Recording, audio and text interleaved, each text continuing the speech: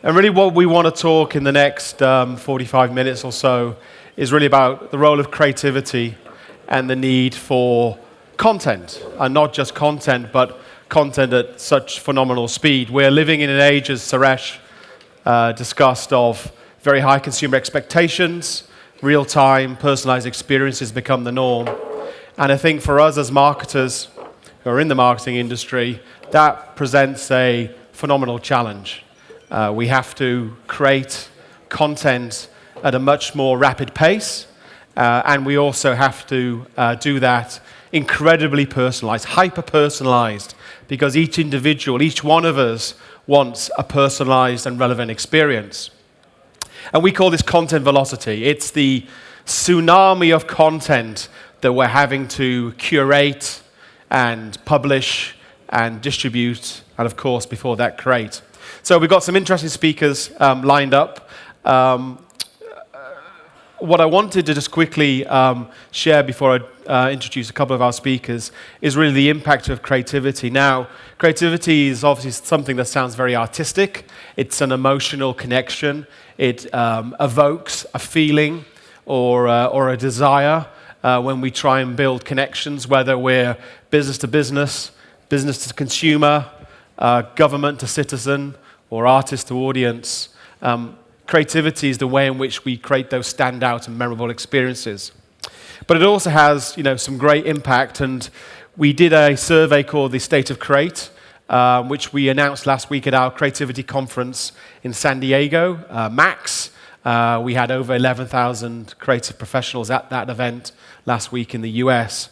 And the State of Creativity survey surveyed over 5,000 people, and what we saw that really creativity pays off. It increases employee productivity, and actually, if you are infusing creativity into your business, it actually engenders happier employees. It makes your employees happy, and it increases productivity, which is nice. I think, as you saw in the Ziggo example, that is fundamental to the way in which they become an experienced business. But it also drives great business success. And 83% of respondents said that creativity fosters innovation. 80% said they had more satisfied customers as a result of creativity. 79% said creativity helps them be more competitive. 78% said it provides a better customer experience. And then finally, 73%, and probably for a lot of us, the most important metric that we look to, said that it helps them become more financially successful. So creativity has a strong role, not just in portraying a brand, but also in driving competitive advantages and business success. So what I want to do now is come back to our content factory when we're talking about content and creativity, and really examining through an example how we can drive this content velocity, obviously using some of the tools we have. So we have Saskia, one of our guests here who hasn't been announced in our content factory. Saskia is from Magic, which is a post-production company that specializes in still, video, and 3D imagery. So, hi Saskia. Hi. I'm going to stand up here and look down on you. Don't. Yeah. So, just talk us through a few things around, how you tackle content. And firstly, maybe a little bit about, who you are and what you do, and where you're coming from in terms of creativity. Yeah.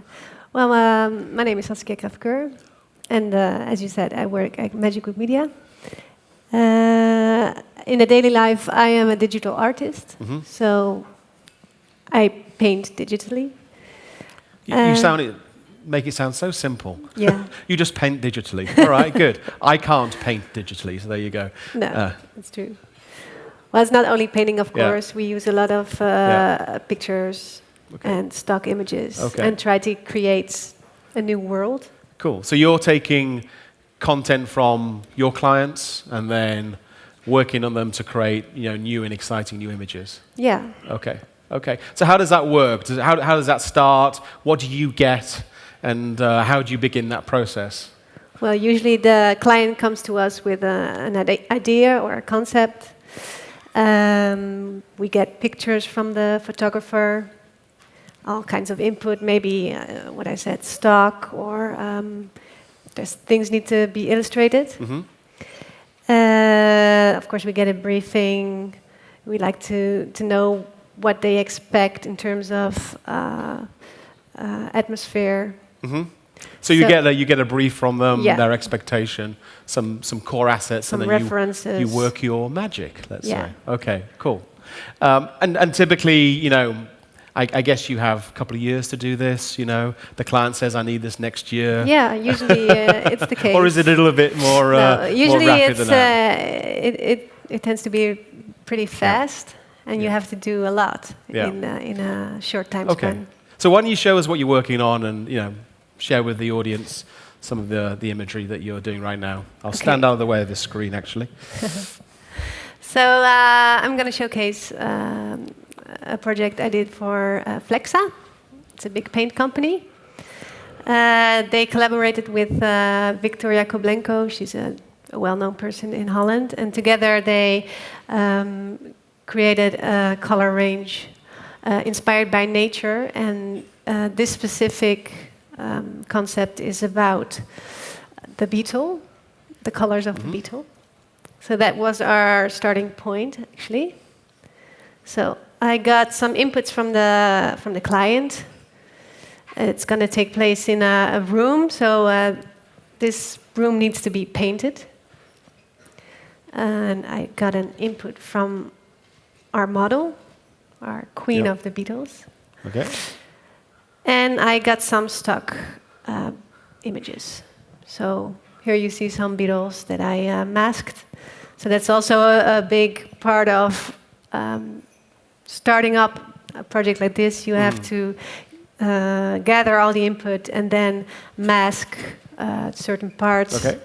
Yep. So that's all preparation. Okay. Okay, so we have the input. Well, first I need a white canvas, like a clean slate. So I just made this base. Of course, it's a room, so you also need a floor. So I got a stock image and just put the floor under there.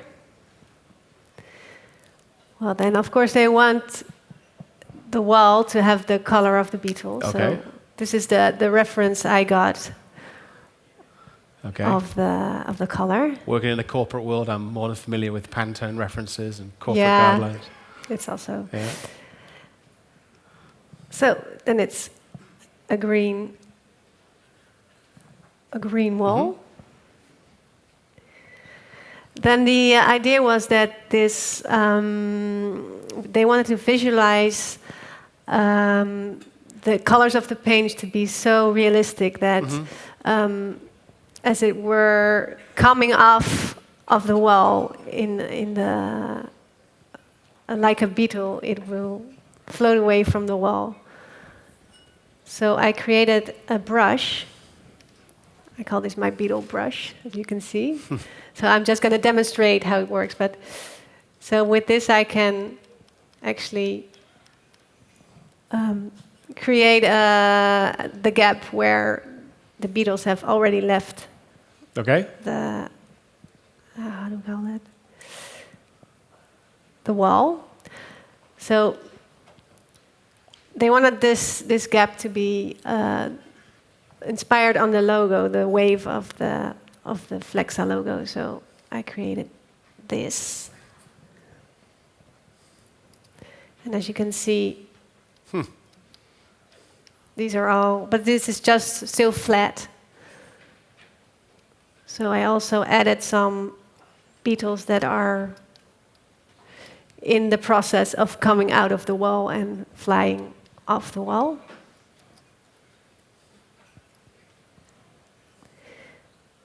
Well, it's an interior situation, so add some warmth. Yeah, I see a little beetle there as well on the cushion. Yeah. Then we have our queen.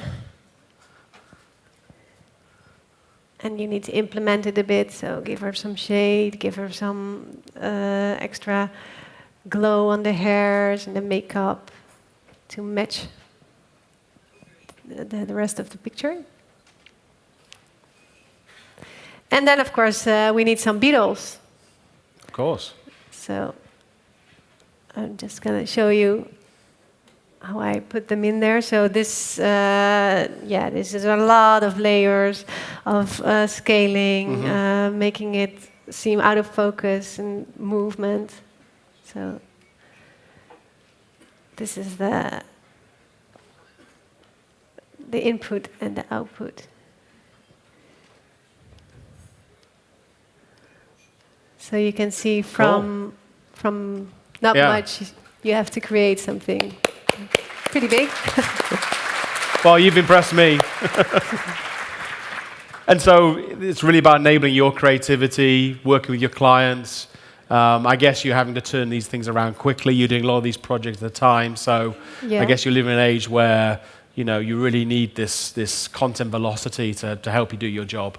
Yeah, because clients tend to think it's really easy just to do it in Photoshop. And well, you blow my mind anyway. Okay, thanks, Saskia. You're welcome.